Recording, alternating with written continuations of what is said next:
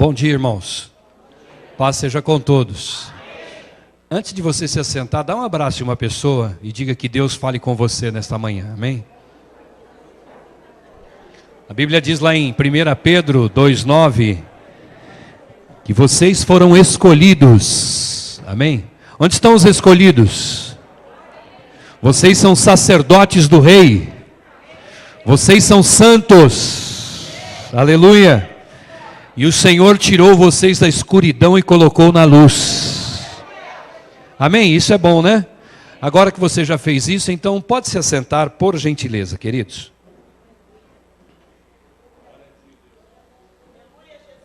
Aleluia. Para mim é uma honra estar aqui mais uma vez. Em primeiro lugar, agradeço a Deus, porque Ele é que nos dá saúde, graça e vida para pregar a sua palavra. Sem Ele a gente não conseguia fazer nada. E agradeço também ao pastor Diego, pastor desta igreja, que tem também me honrado e permitido que eu use deste púlpito para pregar a palavra. Amém? Eu gostaria de dizer que a igreja do Senhor nos tempos atuais é uma igreja que vive baseada em muitos desafios. Na verdade, sempre foi isso que aconteceu na vida da igreja. Mesmo antes de ainda ser constituída a chamada palavra igreja, que já veio no Novo Testamento, no Velho Testamento, quando se tinha uma ideia de igreja dos tabernáculos, também existiam grandes desafios, e mesmo aqueles que não faziam parte dos chamados cultos nos tabernáculos, eles também tinham desafios pelo fato de serem ligados de uma maneira mais íntima com o Senhor. Os desafios sempre existiram na vida das pessoas, principalmente aquelas que militam e pregam e tentam provar para as pessoas que Deus é vivo, que Deus não morreu, que Deus é o mesmo, ontem, hoje e eternamente, como diz a palavra em Hebreus. E a nossa jornada é uma jornada de provações, de lutas. E o maior desafio de todos os tempos da igreja foi sempre colocar em prática aquilo que a palavra nos ensina. Este talvez tenha sido e ainda é, e talvez sempre será, o maior desafio de todos. O maior desafio, colocar em prática o que a Bíblia diz. Eu coloquei aqui atrás um banner de entrada que fala sobre a palavra de Deus, que nós sabemos que é, obrigado irmão, nós sabemos que é a Bíblia. Deus te abençoe. A Bíblia é a palavra de Deus. Não cremos em palavras humanas, apesar de que a Bíblia foi escrita por muitos humanos. Mas nós sabemos que os escritos foram inspirados por Deus. Porque era a sua palavra e a Bíblia diz que Ele vela da sua palavra, Ele cuida da sua palavra para cumpri-la. Porque não basta apenas ser teoria, mas é necessário ser prática. Então a Bíblia, para muitas pessoas, como vocês veem aqui atrás, ela se tornou, coloquei entre aspas essa palavra, porque depende de cada um, o livro mais teórico do mundo. Muita gente da humanidade sabe que esse livro tem soluções. Muita gente da humanidade reconhece esse livro como sendo a palavra de Deus. Muita gente desse mundo, independentemente de religião, estudou a Bíblia, estuda a Bíblia. Muita gente desse mundo conhece alguma coisa da palavra de Deus. Mas na hora de fazer o que a palavra diz, na hora de trazer para a prática, muitos conhecem a palavra de Deus, mas desconhecem o Deus da palavra. O Deus da sua palavra, sua dele. E Ele quer que essa palavra se cumpra na nossa vida. Essa palavra, ela pode mudar a nossa vida. Mas a gente precisa colocar em prática. Porque se não colocar em prática, ela vai ser o livro mais teórico do mundo. A Bíblia nos mostra sobre teoria e prática. Aqui vocês veem o texto de Jó 42. Que Jó, ele não viveu dentro de um tabernáculo. Ele não viveu dentro de uma igreja. Ele não ia em cultos, em locais que aglomeravam pessoas, como nós estamos aqui hoje. Mas ele prestava um culto a Deus. Ele tinha uma intimidade com Deus. Ele conversava com Deus, ele oferecia sacrifícios ao Senhor. Ele oferecia ofertas ao Senhor. Eu falo sobre Jó, porque apesar do livro de Jó estar quase no meio da Bíblia, na ordem, ele deveria ser colocado como o primeiro livro. Porque ele veio antes daquele que escreveu o primeiro livro. Que no caso quem escreveu Gênesis foi Moisés. E ele veio antes.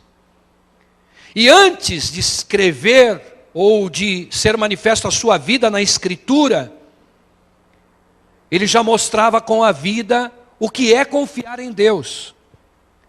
Vocês conhecem a história de Jó. Então eu não vou falar sobre a história de Jó. Eu só quero falar que em determinado momento ocorreram situações difíceis, vocês sabem todas elas, em que Jó perdeu tudo menos a saúde. Ele só não morreu. Mas eu creio ainda que se ele tivesse morrido, como diz as Escrituras, Deus tem todo o poder para ressuscitar, como aconteceu em muitos casos na Bíblia. Ou seja, ainda que alguém esteja morto, se crer na palavra de Deus, viverá. Isso é esperança para a gente.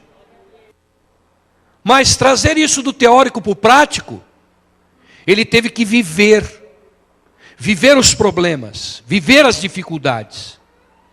E lá no capítulo 42, quase terminando o livro de Jó, ele diz lá: antes eu conhecia apenas de ouvir falar quem era Deus. Teoria. Teoria é quando você ouve falar. É quando você lê sobre. É quando você ouve alguém testemunhando e é uma teoria. Todas as palavras da Bíblia, exceto os exemplos de milagres, principalmente palavras que ensinam, que mostram a mudança de caráter, de vida, são todas teorias. Elas não funcionam se quem ouvir, se quem ler, se quem aprender, não colocar em prática. Na Bíblia, quanto mais se coloca em prática a palavra, mais se tem resultados. Quanto menos se coloca, mais ela é teoria. A diferença da teoria é que quando você vive além da teoria e vive a prática da palavra, você cita dentro da sua vida, apesar das dificuldades e dos problemas que você vive, todo mundo vive. O que Jó citou lá no capítulo 42, versículo 2. Bem sei que tudo podes, ó Senhor, e nenhum dos seus planos podem ser impedidos ou frustrados. Nenhum. Nós cantamos aqui alguns hinos que falam sobre promessas, conquistas, milagres. E isso é baseado, esses hinos são baseados na Bíblia. Só que tem muita gente que canta na teoria, mas tem muita gente que está praticando o que está falando a Bíblia, e praticando o que está falando a Bíblia, há um cântico de louvor, de glorificação, porque eu sei que tudo podes, ó Deus, e nenhum dos seus planos podem ser impedidos. Então se a Bíblia está dizendo que Deus fez promessa para você, Deus vai cumprir. Se a Bíblia está dizendo que há milagres no altar do Senhor, haverá milagres na tua casa. Se a Bíblia diz que o Senhor abrirá o seu bom tesouro e derramará bênçãos espirituais ou em qualquer outro sentido na tua vida, vai acontecer, porque Deus é fiel na sua palavra. E Ele vela dessa palavra para cumprir. Mas às vezes você precisa sair da teoria para viver a prática do Evangelho. Eu achei interessante, não sei se por acaso, ou se o irmão foi levado pelo Espírito Santo para ler, mas quando eu preparei esta mensagem, eu preparei o texto de Romanos, no capítulo 12. Romanos capítulo 12, irmão, é melhor você mudar por aí, que aqui está meio, acho que está tendo barreiras aí no meio. Pode passar o próximo slide. Romanos capítulo 12, que o irmão Paulo, pastor, leu no início do culto. Não sei se por acaso, mas na igreja não tem por acaso. O irmão sentiu de ler aquela palavra e leu. Era justamente a palavra que eu mais quero usar hoje dentro dessa mensagem. E essa palavra, ela no começo, ela fala muito de comportamentos que são teorias. Um dos comportamentos, e é um grande desafio da igreja, é a palavra, não vos conformeis com esse mundo. É uma teoria, que na hora da prática, muito cristão não vive, porque é difícil viver isso. É difícil você viver num mundo e ser diferente. É difícil você cantar uma música na contramão do mundo. É difícil lá na sua empresa você se declarar cristão. Eu me declaro pastor. Eu sei, mas é difícil. Porque parece que quando você se identifica, aí se levantam mais ainda as lutas, os problemas, as perseguições, as dificuldades. E aí você ouve a palavra do Senhor, não se conforme com o sistema do mundo. Teoricamente, nós vimos há tempos atrás um irmão da igreja, não vou citar o nome, de uma igreja famosa, tomando o púlpito e usando da palavra de Deus para dizer coisas maravilhosas, como sendo membro daquela igreja. O nome dele, Eduardo Cunha. Esse homem tomou o púlpito da igreja sede desta famosa igreja e falou coisas maravilhosas da Bíblia. Teorias. Mas agora onde ele está? Ele está preso, condenado e ainda corrupto, jogado na boca de todo mundo como um dos piores. E se alguém disser, ele é um cristão, o que todos vão dizer? Olha lá os crentes. Então, falar de teoria e não se conformar com o mundo, é de repente você ter um suborno na tua vida, mas você não aceitar. É alguém oferecer para você uma propina, e você não pode se conformar com o mundo. Tem gente que diz, isso aí é normal. A palavra normal é muito confundida com a palavra comum. Hoje em dia é muito comum ver certas coisas, mas não é normal para quem é cristão. Porque nós não estamos para viver teorias, nós estamos para viver a prática. E a prática não é fácil de ser vivida, mas quanto mais você pratica, melhor você fica. Quando você tem uma função na sua vida, seja ela qual for, quanto mais você praticar aquela função, melhor você vai ser naquilo que você faz, sim ou não? Sim ou não? E na igreja não é diferente. Quanto mais você praticar a palavra de Deus, menos ela será teoria e mais será bênção para a tua vida. Amém? Pode mudar o outro. A palavra diz então, transforme-se pela renovação da sua mente. Por quê? Porque o processo de mudança não é de uma hora para outra. É um processo difícil. É um processo que inclui um passo de cada vez. É um processo que há de esquecer o Egito para ter um conceito da terra prometida. Esquecer dos pecados para viver uma santidade. Esquecer das atitudes do passado que te levaram muitas vezes, melhor que nos levaram, muitas vezes para o lado do mal, e começar a viver atitudes que nos levam para o lado do bem. Como terminou esse trecho de Romanos 12, lido pelo pastor Paulo. Por favor, não pratiquem o mal, antes pratiquem o bem. E praticar o bem não é fácil. E também é um exercício. Esse exercício que quanto mais se pratica, melhor fica. A prática do Evangelho, ela vai confrontando os nossos pensamentos. Porque nós somos acostumados ao longo da nossa vida a entender coisas. E muitas vezes, muitas coisas, eram coisas erradas. Mas que a gente achava normal fazer, ou comum fazer. E dentro deste processo de mudança, a Bíblia diz, comece transformando a sua mente, ou seja, renovando as coisas que estavam erradas. Todos nós, quando vivíamos no mundo, nós éramos como Mara, fontes amargas, que brigava por qualquer coisa, que estava sem unidade por qualquer coisa, que queria só para a gente, que queria muitas vezes pensar na nossa família e não no mundo como uma família que deve retornar para o seio do Senhor, porque todos eram de Deus, todos foram criados, eu não vim do macaco, eu vim de Deus.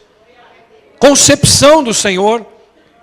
E agora quando o Senhor envia Jesus e a igreja prega o Evangelho, o mundo volta para Deus. O objetivo do Evangelho é trazer as pessoas de volta para o Pai, de volta para o reino, de volta para a vida. Não é uma vida que se vive à toa, mas é uma vida com Deus, uma vida com relacionamento com Deus, que envolve relacionamento com pessoas, que não é fácil também.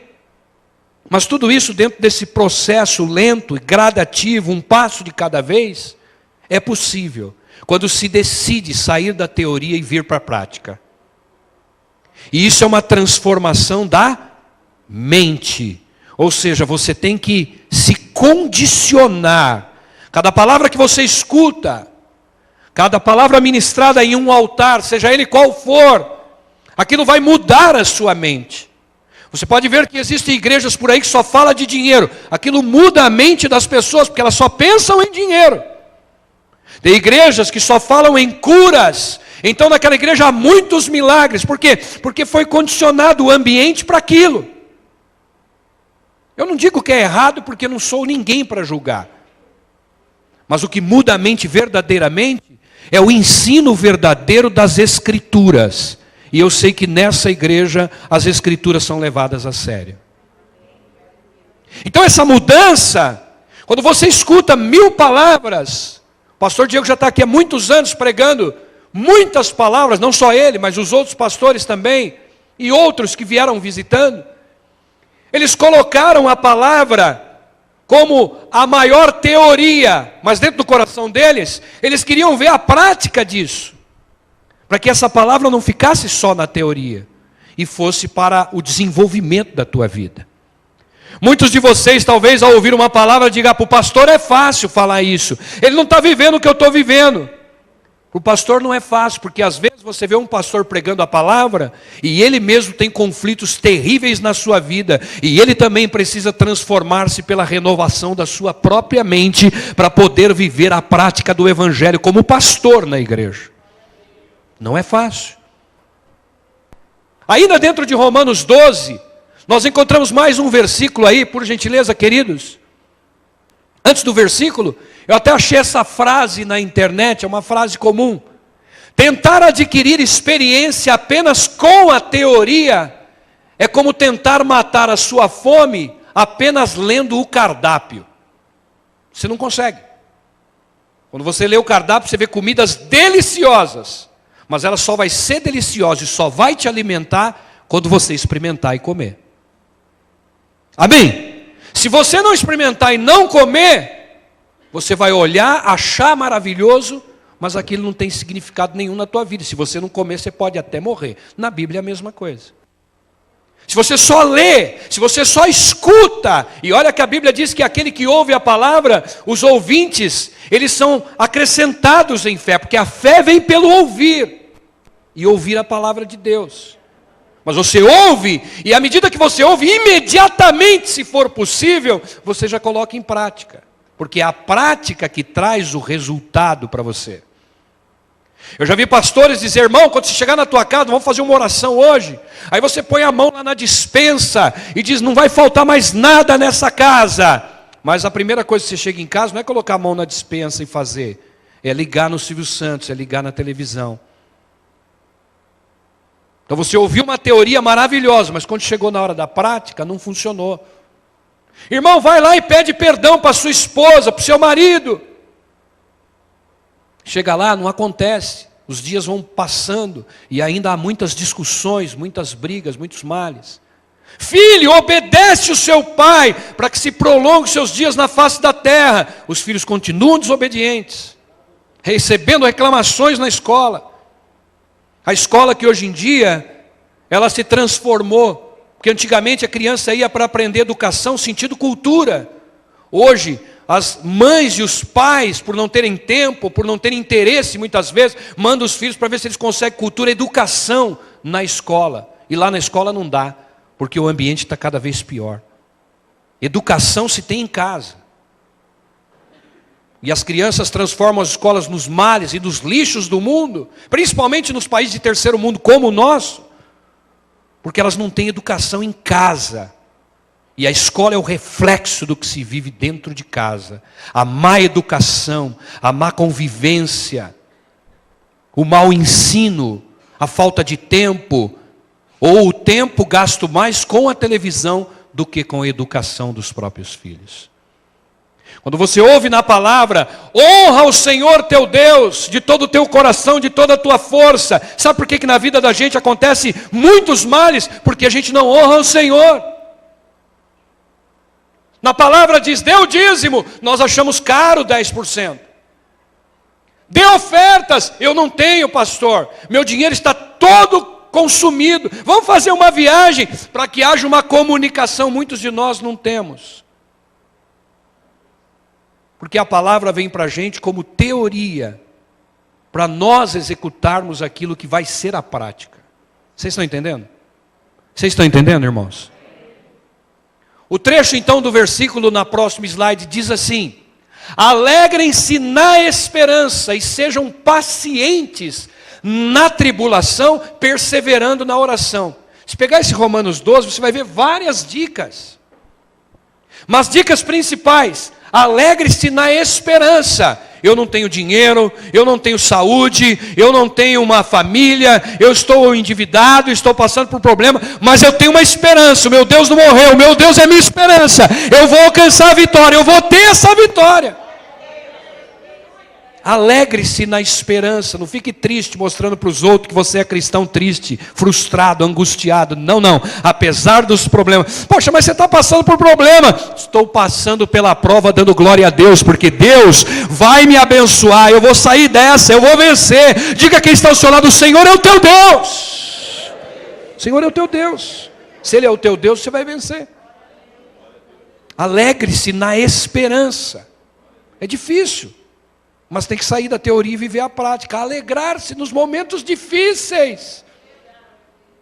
É nesse momento difícil que você vê, quando não há mais possibilidades da tua vida, é que você vê Deus agindo por você. Quando você não puder mais caminhar, Deus vai te levar no colo dele, nos braços. Quando você não tiver mais esperança em ninguém, a esperança do Senhor nunca morre, porque Ele é a nossa esperança. São palavras que eu prego aqui, você dá glória a Deus, mas são teorias. Você precisa colocar em prática na tua vida. Sejam pacientes na tribulação. Quantos de nós somos? Qualquer coisinha mínima a gente já está trocando de igreja.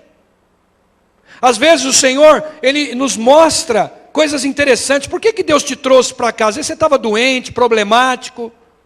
Aí você veio para a igreja, Deus te curou, Deus te abençoou. E existe muito isso nas igrejas. Quando a pessoa é abençoada, ela é curada, ela é liberta. Aí ela começa a olhar para outras igrejas, outros ministérios. Ah, lá é legal, tem uma banda melhor, tem um grupo melhor, tem aquele cantor famoso. Lá o pastor é mais famoso. Já começa a olhar para outra igreja, quando Deus chamou ela para cá. Se você está aqui, Deus te chamou aqui. Ele tem trabalho para você. Você vai ganhar almas aqui nessa igreja. Porque nada é à toa.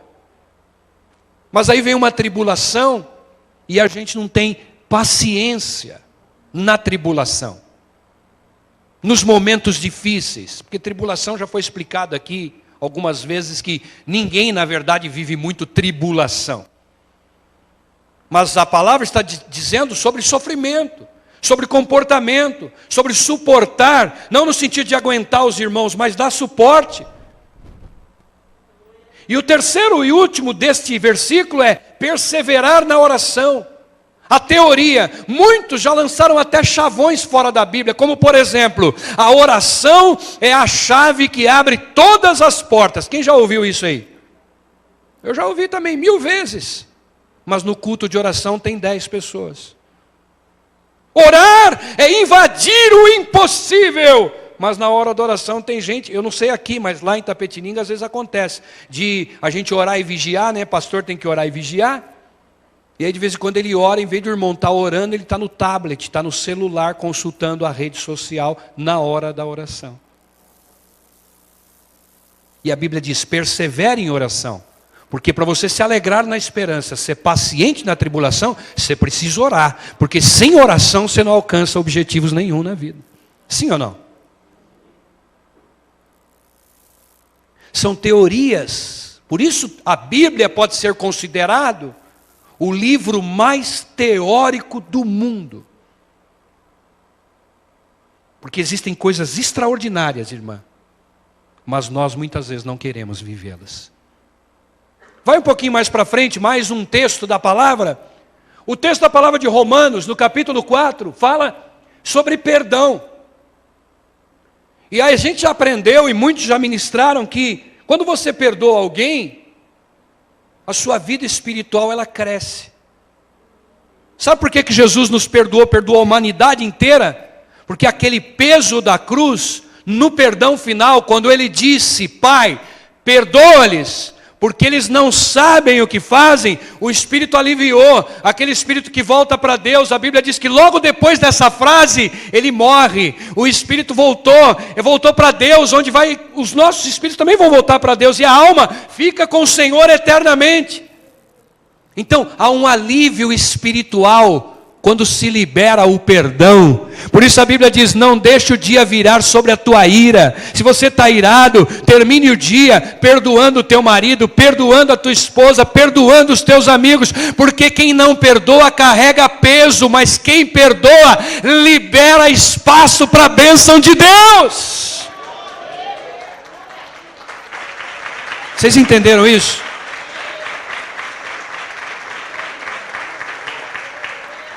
Melhor que aplaudir, queridos, vocês entenderam isso? Quando você libera o perdão, você libera espaço para a bênção de Deus na tua vida. Isso é mais importante. Muitos de nós até aplaudimos, isso é bonito, é uma espécie de glorificação a Deus. Alguns batem porque o outro está batendo também, mas o maior aplauso que você pode dar é nas suas atitudes. A teoria existe sim, porque você conhece, você aprende, você ouve, mas acima de tudo você tem praticado a palavra de Deus na tua vida. Chegou a hora de igrejas como a nossa, que prega a palavra, conscientizar cada vez mais. O pastor Diego um dia usou uma frase para mim, não sei quem falou para ele até citou, mas agora eu não me lembro. Que alguém disse para ele assim, que essas igrejas por aí, que são movimentos, que só falam em dinheiro, essas igrejas vão cair na moda. E aí as pessoas vão querer procurar a genuína palavra de Deus. E muitas cadeiras que hoje estão vazias, amanhã elas estarão cheias. E é necessário trocar de lugar, é necessário trocar de lugares maiores, é necessário ter mais igrejas que preguem a palavra, porque haverá uma sede muito grande. Nós estamos no tempo do fim, as coisas estão se cumprindo. A Bíblia diz que nós estamos vivendo os últimos dias. Isso não é teoria. O mundo prova a prática do que a palavra disse.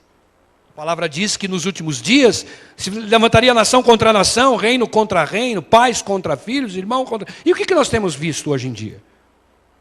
Então, a teoria escrita sobre esse trecho do fim dos tempos já está se cumprindo na prática. Mas muitos de nós ainda estamos vivendo os tempos teóricos.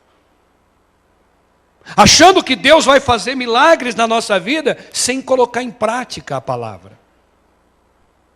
E colocar em prática é muito melhor até do que saber. Que às vezes você coloca em prática não porque você sabe, mas porque você ouviu. Você ouviu o pastor falando, você não conhece profundamente, mas aquilo fez com que você anotasse: poxa, esse trecho aí é interessante, eu preciso perdoar para que libere espaço no meu coração tão carrancudo, cheio de ódio, cheio de ira, para que Deus abençoe a minha vida, abra a minha visão. Então você não viu isso na Bíblia, você não leu nenhum trecho, mas você ouviu, você viu que aquilo é importante, então você libera perdão e começa a viver a bênção de Deus na tua vida. Melhor do que saber é colocar em prática. Tem gente que prega e nunca é entendido. Como Paulo já disse nas Escrituras, às vezes eu prefiro uma palavra que vocês entendam do que 1000 que sejam estranhas para vocês. Mais um trecho do nosso estudo. Na hora da prática, nós temos alguém que provou que é possível praticar. Jesus. E quando ele esteve na terra, ele não era o super-herói, ele era homem. E tudo que ele aprendeu, ele colocou em prática na sua vida. Por isso que as pessoas esperavam um libertador que viesse com armas. Mas Jesus veio com uma mensagem: se alguém lhe der uma face, dê a outra. O libertador que ao invés de no ódio dar de volta, ele mandava perdoar. Se alguém te constrange para caminhar um pouco, e você fala: nossa, agora não tenho tempo, caminhe o dobro do tanto. Se alguém lhe pedir alguma coisa da tua vida, olha o ensinamento, não é tudo para você. Todos gostam de ter as melhores coisas. Quem gosta de ter as melhores coisas na sua vida? Se você não levantar a mão, você é mentiroso. Porque todo mundo gosta. Agora, à medida que Deus te deu, também existe um momento de você compartilhar, dando para alguém, cumprindo a Escritura do Senhor, compartilhando um cobertor no dia de frio. A teoria da Bíblia mostra um Jesus que falou sobre isso. Mas logo depois de falar sobre isso, ele colocou em prática. Nenhuma palavra de Jesus que ele tenha dito deixou de ser cumprida. Porque ele precisava ensinar os discípulos. Os discípulos que estavam aprendendo a teoria. Para serem apóstolos, eles precisavam ser discípulos. O discípulo é aquele que aprende, o apóstolo é aquele que leva, ensina. Eles precisavam ser discípulos, mas o discípulo de Jesus não ficava só na palavra de Jesus, ele via Jesus fazendo. Então Jesus nunca poderá ser considerado alguém que disse: faça o que eu digo, mas não faz o que eu faço, ou o que eu não faço. Jesus colocou em prática. E o mundo hoje tem uma esperança, porque a prática de Jesus o levou na cruz. A cruz que era maldição, e em Jesus saiu a teoria da maldição. Agora é bênção, porque Jesus não está mais lá, Jesus está vivo no meio da sua igreja, aleluia. Dentro desse conceito, Jesus veio e ele cumpriu a promessa do Pai. A promessa do Pai era que viria um libertador. Foram muitos homens do Antigo Testamento que foram usados, chamados de profetas maiores ou menores, não pelo seu tamanho, pelo seu poder, mas por todas as profecias que deram. Alguns deu mais, outros deu menos, por isso são chamados de profetas maiores, outros menores. Mas todos eles em algum momento falam da vinda do Filho. E Jesus veio para cumprir a teoria, para praticar o que estava sendo falado. Então fala lá em 53 de Isaías: e ele veio e suportou e levou sobre si as nossas enfermidades. Quando ele estava na terra, ele curava, meu irmão. Não era uma teoria. A Bíblia diz que todas as pessoas que chegaram doentes perante Jesus, eles foram curados. Porque não era uma teoria.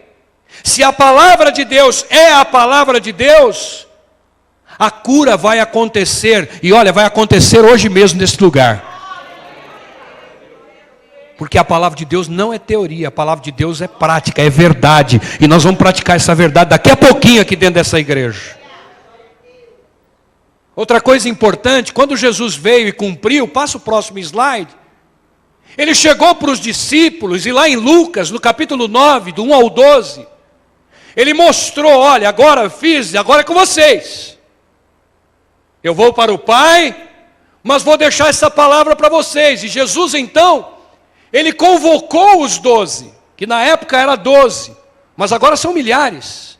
Eu e você também somos discípulos do Senhor. E podemos ser apóstolos, porque o Senhor pode nos levar a lugares distantes que nós nem conhecemos, para praticar a teoria bíblica. A Bíblia diz, ide, por enquanto nós só ouvimos, nós só lemos, nós só vimos escrito, mas o Senhor te chama para um novo tempo de ir e pregar o Evangelho a toda criatura, e aquele que crer será salvo. Quantos você converteu nesse ano, meu irmão? A mensagem desta manhã é: saia da teoria, viva a prática. Ele chamou e convocou. Não é um convite, porque o ide é o verbo imperativo, manda quem pode. E ele tinha o direito sobre nós de mandar, porque nós somos seus servos. Pelo menos quem é servo de Deus. Então ele disse, ide. E no ide, então, ele convoca os 12. E nessa convocação, ele não manda os caras de qualquer jeito. Ele diz, eu dou-lhes poder e autoridade. Para quê? Sobre todos os demônios e para curar doenças, e enviou a proclamar o reino de Deus e a curar os enfermos. Fosse uma palavra teoria somente, o que ia acontecer? Ninguém mais seria curado. Nenhum demônio se sujeitaria. É uma palavra teórica. Jesus falou, mas não é o que Jesus disse que importa. O que importa é o que eu penso. Não é assim que muitos de nós agem?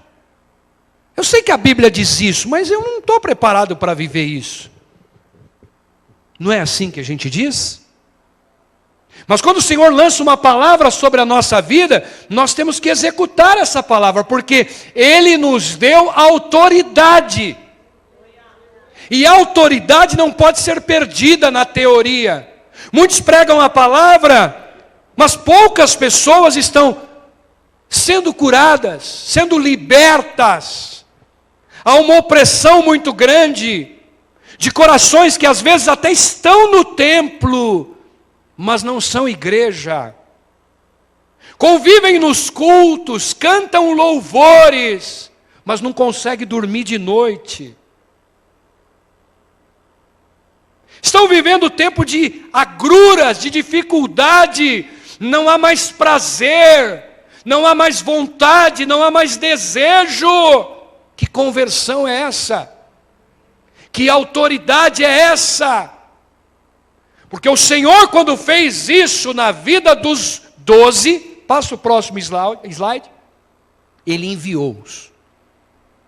E logo depois que termina os evangelhos em João, o 5º evangelho é escrito pela vida dos apóstolos. Por isso, atos, atitudes dos apóstolos. Eles começam não só a viver a teoria do que Jesus ensinou, mas agora eles estão vivendo. E aí, vivendo, qual era o conjunto de ideias? Eles tinham propriedades, eles vendiam. A igreja de hoje, ela vem na igreja para ser abençoada, para comprar propriedades. Mas na época apostólica, enquanto se vivia a prática do Evangelho, os apóstolos ensinavam e as pessoas aprendiam e vendiam suas propriedades e colocavam no pé dos sacerdotes, dos apóstolos, para que eles pudessem reproduzir aquele dinheiro em favor da obra do Senhor.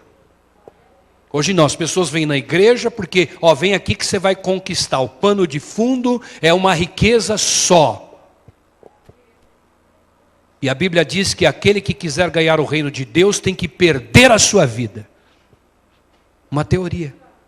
Que na prática, os evangélicos, os cristãos hoje estão vivendo completamente diferentes.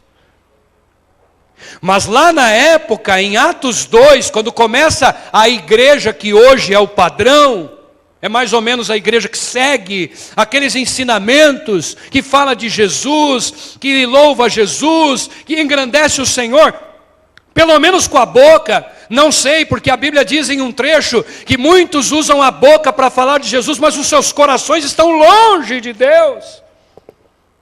Talvez você está cantando um hino, mas sua preocupação está lá fora. Então a Bíblia também acerta nisso. A Bíblia acerta em tudo. Sim ou não? E dentro do conceito de igreja, apóstolos, quando houve o Pentecoste chamado, que era naquela festa, que era uma reunião de povos, para comemorar uma festa judaica, hoje, a igreja de hoje, ela pega o Pentecostes como alguém que fala línguas estranhas, que profetiza, que está vendo chave cair do céu, que está vendo pozinho de ouro caindo na cabeça das pessoas. O Pentecoste é isso aí. O Pentecoste é aquela canelinha de fogo, que quanto mais o cara fala línguas, mais ele é considerado cristão na igreja. Vai na casa daquela profeta, vai na casa daquele profeta, e a Bíblia diz que o último profeta foi João Batista. O conceito do Pentecoste de hoje talvez seja o mesmo conceito de querer bens, quando lá naquela época eles doavam os bens. Hoje se quer muito falar em línguas, porque falando em línguas eu sou batizado no Espírito Santo, as pessoas vão me olhar diferente.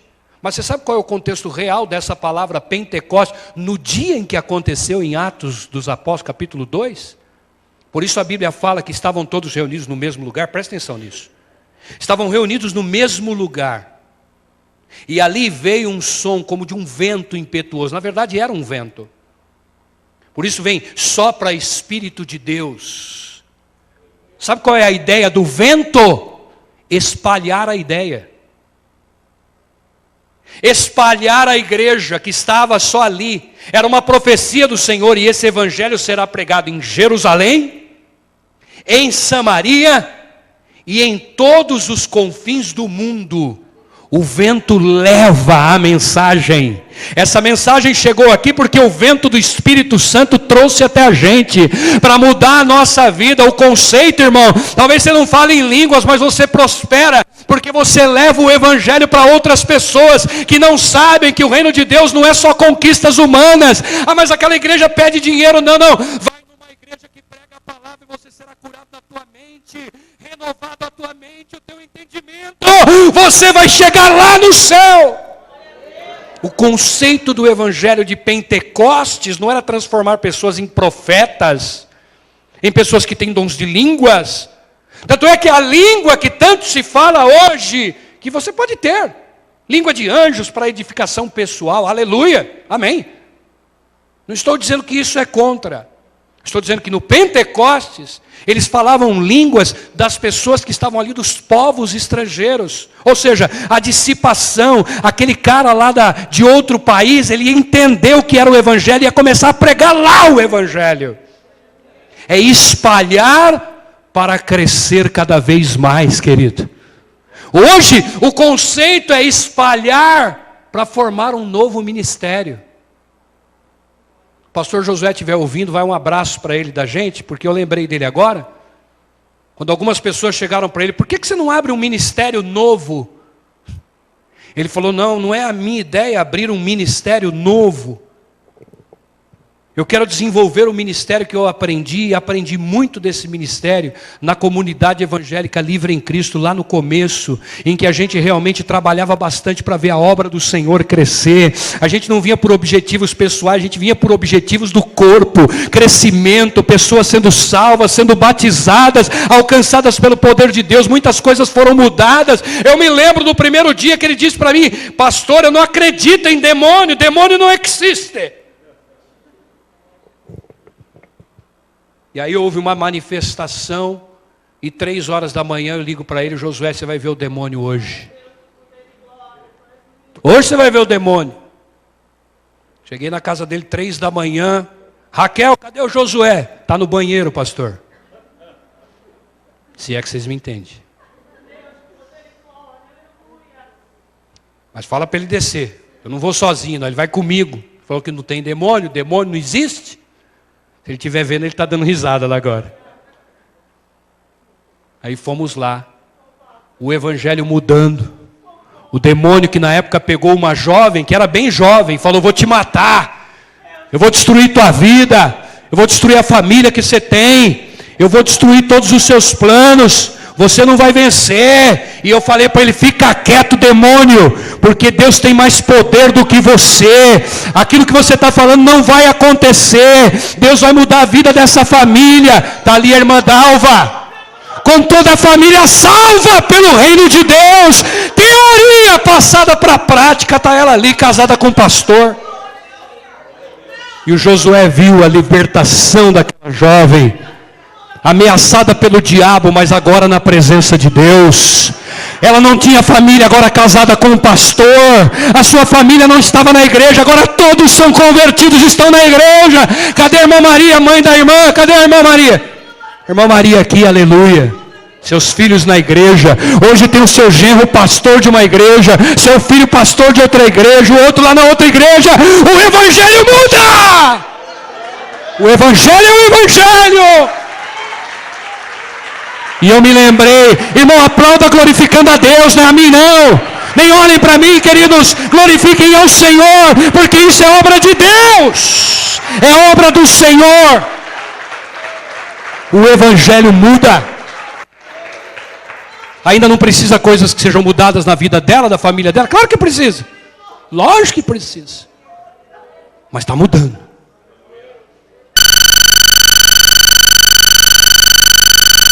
Está mudando. E aí a palavra do Josué foi, não, eu não quero abrir um novo ministério. A ideia de espalhar não é abrir um outro ministério. Porque público, pessoas, se ele pensasse só no salarinho dele, eu tenho lá 60 pessoas, pastor, que são dizimistas. Os dízimos estão depositados em uma conta.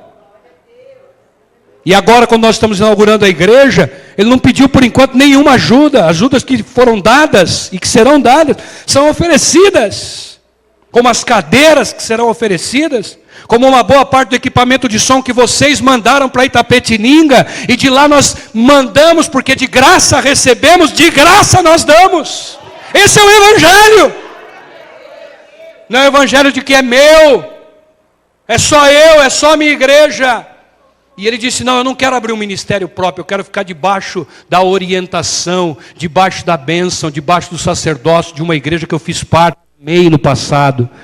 E só não estou nela ainda porque lá em Botucatu não tinha, mas agora vai ter a partir do dia 15 de julho.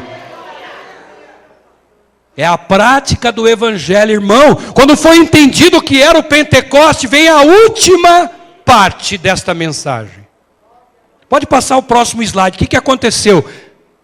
O Senhor declarou a sua soberania, não na teoria, mas na vida daqueles que tiveram a mudança. Você quer mostrar um Deus soberano? Ele só será mostrado pela tua vida. É a tua vida que vai mostrar a grandeza de Deus. Eu posso dizer, Deus é grande, mas para mim não funciona, então não adianta. E isso foi declarado logo depois do capítulo 2 de Atos. O que é Atos? Atitudes. Prática. É aquilo que eles aprenderam e colocaram em prática. Colocaram em prática vendendo suas propriedades, entregando aos pés dos discípulos. Faziam a obra de Deus de uma forma maravilhosa. Teve alguns que queriam burlar, como foi o caso do casal Ananias e Safira, que mentiram para o servo de Deus e morreram dentro do templo. Nós estamos vivendo o tempo da graça, Deus não vai fazer isso com ninguém. Graça, se você não sabe, anote isso e nunca se esqueça. Graça não é um tempo de permissão, é um tempo de acerto. Não é porque a graça que você pode fazer o que você quer. A graça é que você está tendo tempo de Deus em Jesus para você acertar o que você está errado. E aí você acerta o que está errado, e quando Jesus vier buscar a igreja do céu, você sobe, e o seu nome está escrito lá no livro da vida. Senhor, eu não quero saber quem eu era, agora eu quero saber quem eu sou. Graça não é que Deus vai te perdoar, porque onde abundou o pecado, superabundou a graça. Onde abundou o pecado, houve a graça da conscientização. Meu filho, não era assim. E não era assim 50 vezes. Senhor, quantas vezes eu devo perdoar? 7 vezes? Não, 70 vezes 7. Pedro, você vai precisar ser perdoado muitas vezes. Então, se você precisa ser perdoado, perdoe muitas vezes, porque isso te libera perdão também. E você tem graça e você tem bênção na tua vida. E as coisas começam a acontecer. Eu vejo Pedro sem dinheiro. O Senhor disse para ele: Pedro, você é pescador, vai lá, pega um peixe, e lá você vai encontrar 2 moedas. Uma você paga o teu tributo, outra você paga a minha. Sem dinheiro. Às vezes na vida cristã você vai estar sem dinheiro. Você vai estar sem condições.